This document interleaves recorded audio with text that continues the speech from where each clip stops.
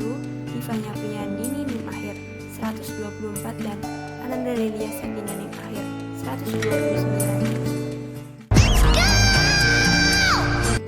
Di video kali ini kami akan menjelaskan tentang apa sih kain interlining itu.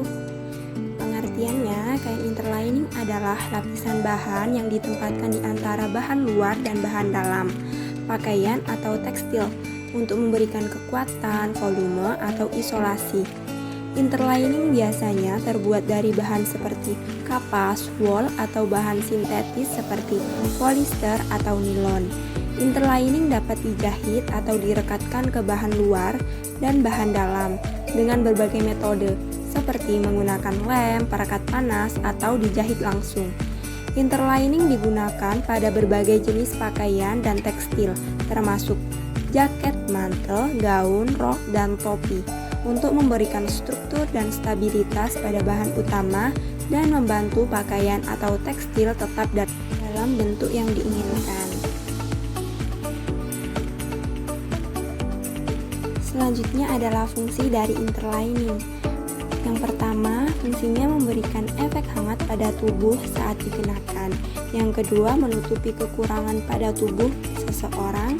Yang ketiga, menguatkan dan memberikan bentuk pada busana. Dan yang terakhir, keempat, menopang bagian tertentu pada busana agar penampilan busana lebih sempurna.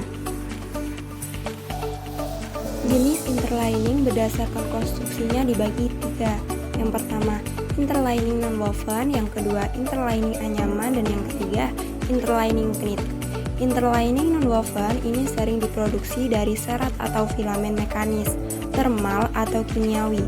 Kelebihan dari interlining nonwoven ini adalah tahan lama dibandingkan dengan jenis yang lain. Kain interlining nonwoven banyak digunakan untuk kerah dan celana interlining.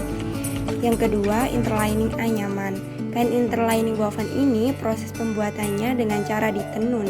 Biasanya terbuat dari serat kapas atau katun dan dilapisi bahan perekat tipis yang menutup seluruh permukaan kain.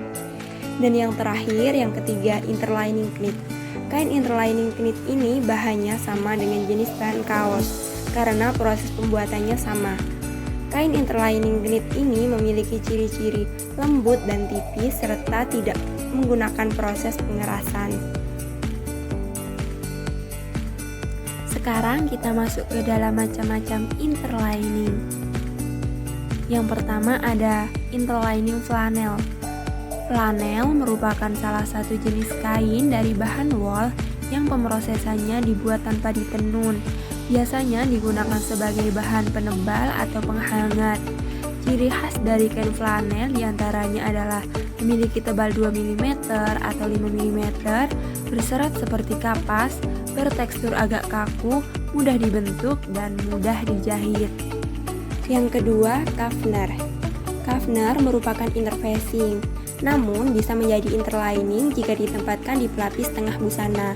Kafner memiliki drape jatuh, bahan dan kelenturan yang bagus, dan memiliki bagian lem. Biasanya digunakan untuk baju-baju formal seperti jas, mantel, dan juga bustier. Yang ketiga, dakron. Dakron terdiri dari serat halus dan memiliki daya kembang yang tinggi, sehingga apabila ditekan kemudian dilepaskan, maka produk dengan bahan dakron akan kembali mengembang ke bentuk semula dan tidak kempes. Manfaat kain dakron diantaranya dapat digunakan untuk membuat bed cover sebagai bedding atau bahan pelapis tas, kasur tipis untuk bersantai, dan bahan pelapis untuk jaket.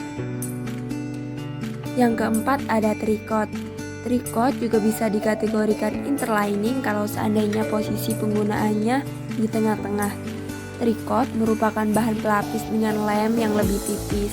Biasanya digunakan untuk melapisi baju batik atau bahan-bahan tipis yang memerlukan pelapis dan memiliki banyak warna.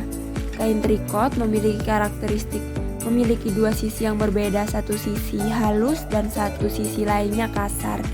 Dalam penggunaannya jangan sampai kebalik ya. Sisi luar adalah bagian yang halus sedangkan bagian dalam adalah yang kasar. Yang terakhir ada viselin. Yang pertama adalah viselin kapas. Nah, viselin ini sering kita jumpai setiap hari. yang lembaran kain tipis berwarna putih yang dilapisi dengan lem. Penggunaannya sama dengan biasanya, dengan cara disetrika sehingga bagian lem dapat mencair dan merekat ke bagian bahan. Yang kedua, Vaseline telur kodok. Vaseline ini disebut Vaseline telur kodok dikarenakan pengaplikasian lemnya yang berbintil-bintil atau bulat-bulat kecil seperti telur kodok. Yang ketiga adalah Vaseline gula pasir. Vaseline gula pasir disebut juga pelapis gula dikarenakan ciri khas pada lemnya yang berbutir-butir seperti gula pasir. Nah, itu dia yang bisa kami jelaskan tentang kain interlining. Terima kasih semuanya yang sudah menyimak. Semoga video ini bermanfaat dan bisa membantu kalian. Terima kasih.